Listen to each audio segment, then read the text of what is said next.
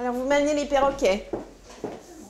Il n'y a pas eu trop de soucis? Être antiquaire, ça regroupe beaucoup d'aspects. Oh, bah c'est très bien quand même. Il faut trouver en amont les objets. C'est le plus gros travail, je dirais. Très bien. Il faut aller un peu partout. Il faut diversifier ses recherches au maximum. Bonjour Hélène. Je viens voir les petits dessins dont tu m'as parlé.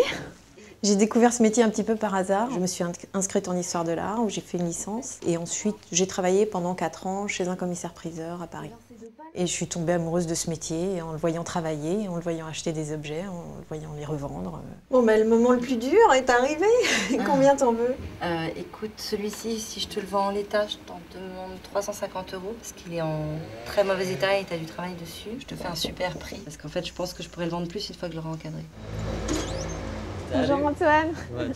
Il faut s'occuper de mettre les objets en valeur. C'est gentil de me recevoir si tard. Surtout quand on travaille dans une boutique, dans une galerie, il faut les présenter correctement. Donc pour ce qui concerne les tableaux, des dessins, il faut les faire restaurer quand ils en ont besoin. Est-ce que tu veux la traiter comme un tableau ou plus comme un dessin? Je mets beaucoup de soin à tout ça. J'achète des cadres anciens, des verres anciens.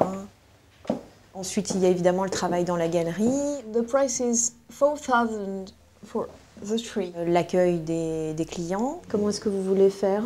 Ça prend 2 à 3 semaines. Les revenus sont très irréguliers et complètement imprévisibles. C'est assez angoissant quand on a une vie de famille, des postes fixes, des frais. On peut très bien vendre un mois et puis plus du tout pendant 2 mois. Donc il est impossible de prévoir à l'avance ce qu'on va gagner. Et puis évidemment, il y a le côté chasse au trésor.